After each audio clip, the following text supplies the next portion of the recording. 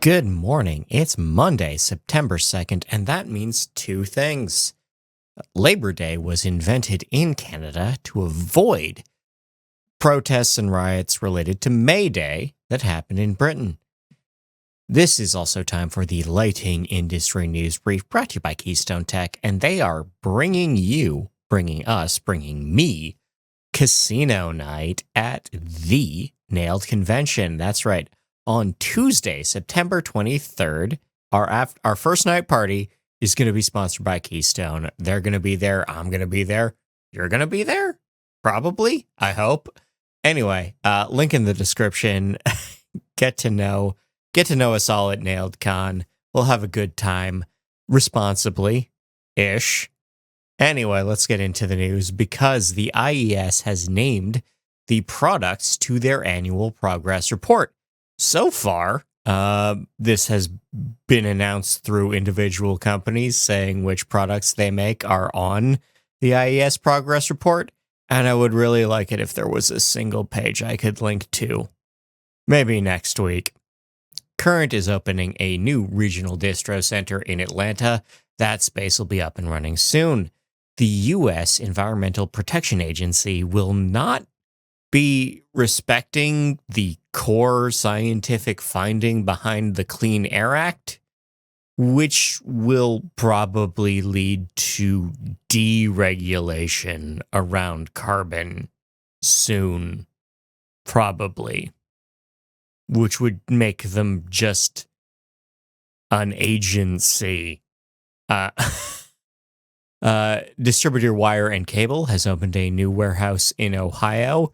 This is 153,000 square feet in the Columbus suburbs. The U.S. Court of Appeals has found that the legality of the most recent set of tariffs doesn't hold water. Just the precedents don't proceed in the right order. But they're also not repealing any of the tariffs, at least not until October 14th. Which makes sense to me because I didn't pass the LSATs. We have 407 product codes on metal tariffs right now. 25 countries have suspended postal and parcel delivery service to the U.S. over changes to the de minimis rule. Those 25 countries are, sorry, I'm checking my phone here. That's the United Kingdom, Germany, Lithuania, Czech Republic, Bosnia, Herzegovina, Greece, Spain, Andorra, Portugal, Malta, Liechtenstein, France, Italy, Slovenia, Austria, Norway, Sweden, Denmark, Belgium, Finland, Latvia, Estonia, the Netherlands, Poland, Switzerland, Thailand, Singapore, South Korea, India, Australia, Japan, and New Zealand. So, hope you didn't need anything from there anytime soon. The EU may lift reciprocal tariffs on the U.S. We'll see how that goes. Infinilux is now begun advertising that their poles are tariff smart, and Rio Tinto is rethinking their entire aluminum mining and refining strategy, considering how tariffs have gone. Lumagis has secured $200,000 in pre-seed funding. They make an infrared UV sterilizer device, like a box. It's a box with IR and UV LED in it that should burn germs. Signify bought some shares back again this week with 157,090 shares going back to the board at €22.65 a piece last week. LSI Industries will be issuing a dividend at a nickel a share this September. We have the first half report of Foshan Electrical and Lighting. Earnings are up $500,000 yuan. At Home is closing 30 stores. They are a home decor brand that sold a lot of lighting fixtures. The bankruptcy proceedings are leading to liquidations starting at the store level. Lumo Crafts is opening office in Canada. They are bringing Scandinavian-made fixtures or Scandinavian-developed fixtures to a new market. Platinum Power Holdings is buying Legacy Electric, with a distributor buying a contractor. Graybar is a top place to work for women from the Women in the Workplace scorecard. Bytech has secured AEC Q102 certification for their UVC disinfection device for your car. This is a deep UV tech that should keep your car a little bit less, or considerably less, germless. In rep agency updates, Solvik has partnered with Contact Deluge. The Korean Supreme Court has ruled in the Seoul Semiconductor Everlight case, which means that those in question have been convicted of violating trade secrets at trial. We have a change yet again in the penalty for GeekTech versus Lutron in their smart home lawsuit. The final judgment is $595 million in penalties. The Fargo Moorhead Redhawks are now suing Midstream Lighting. Midstream was supposed to provide new lighting for their baseball field, and they didn't. And then when they asked for the deposit back, they didn't. And now we have $430,000 going to court. In events and webinars, Leducation 26 is calling for speakers. Those proposals are due on the 15th. Namco has announced their keynote speaker. Teresh Grover will be talking about AI. The IES 26 will be in Denver. That's August 13th to 15th. Save the date. Registration isn't open yet. November 5th will be time for Disruptia Mexico. This is the 4th annual Architecture and Lighting Show in Mexico City. And we have a full schedule for the AVS Summit. That's for indoor farming. That's set for September 3rd through 4th. So like tomorrow in Munich. You can check it out now. In IoT news, the Z-Wave Alliance has launched their certified product guide, giving you some more information about 4,500 compatible devices. Gulf Shores is using AI for traffic. This is a new heat map that will help crack down on jaywalking, or as it was called back 100 years ago, using the street. TP-Link has issued a warning over one of their own smart plugs. The KP303 will receive and execute unauthenticated commands remotely, so update your firmware if you got one of those. On the R&D side of things, the South China Agricultural University has developed a glow-in-the-dark succulent. I grow about 5 in my kitchen window, but what they will do is they will inject phosphors into succulents, and that makes for a glow-in-the-dark nightlight. Also, a team of Chinese researchers have developed a new color-tunable OLED. It expands better light put across multiple CCTs. That may turn into TV tech. It may turn into lighting tech. We'll see how that goes. On the dark side of things, the Department of Homeland Security will be leaving their detention facility in South Florida in the next few days. The U.S. Customs and Border Patrol is planning new lighting sensors and drones on the northern border. Canada. They're going to be putting up lighting to stop Canadians. The Department of Homeland Security is also accelerating construction on the border with Mexico by waiving wildlife protections. Your brain burns fat while sleeping, assuming you can sleep. Your plasma's proteome has its own circadian rhythm. Bright light in the morning boosts adipose tissue transcriptomes, which is good for you in ways that I'll get into in the Darkness News update. I'm not a biologist, guys. I gotta do more reading. Circadian entrainment is key to gymnastics training. We have sleep quality linked with chronic disease yet again. Blue light, specifically from LEDs, does harm rat retinas. We have sky quality monitors networks needing maintenance in Holland. And we have Access Sports Fixtures doing a pretty good job.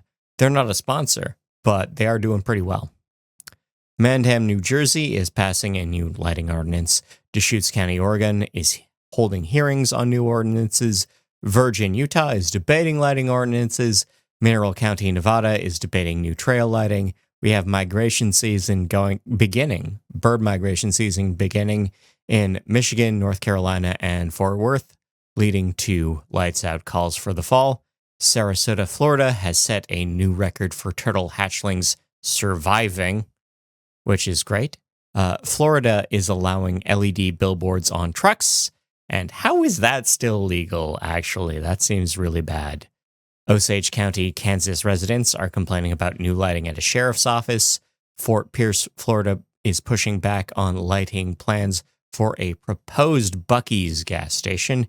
And in Haber Valley, Utah, the Latter-day Saints Church is breaking ground on a new temple, the dimmest temple they've ever planned, but the locals are planning to go to appeals court to try to stop that. In horticultural news, we have AI for homegrown cannabis. We have Makers Row opening a new facility in Milwaukee. We have drones for pollination. In recommended reading, all these links and more are on nailed.org. We have daylight from below with the power of glass floors.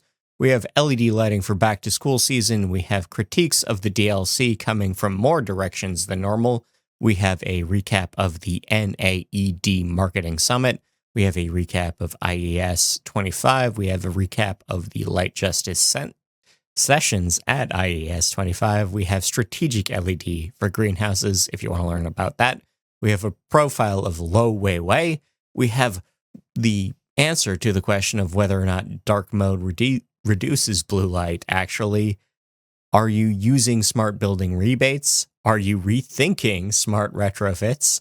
Are you understanding efficiency in the housing resale market? We have a fashion alert, a trend alert for wireless lamps, which is to say battery-powered devices, and maybe that's useful for some people. We have a review of the new Hue Essential. We have an understanding of Olber's paradox, and we have AI in the lighting industry. We also have case studies from Moravian U and auditing Globright Industries. More locally, we have a new home efficiency program going ahead at ComEd in Illinois. We have New Jersey legislators planning on more security spending for themselves, including lighting at their offices. We have a utility program for Arkansas schools. DT Energy is holding a contest to have 3 small businesses win grants. That's in Michigan. Senator Suzanne Collins attended a ribbon-cutting ceremony for an infrastructure project in Searsport, Maine, and spirited extra-electoral political engagement ensued. Nashville is planning new pedestrian improvements. Fort Wayne, Indiana is approving grants to curb youth violence. I'm not sure if that's going to help, if lighting's going to help that. It's really easy to punch a guy when you can see him.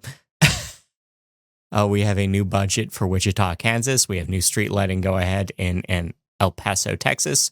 We have new school lighting in Shawnee Mission, Kansas. And we also have new school lighting approved for Nisa, Oregon.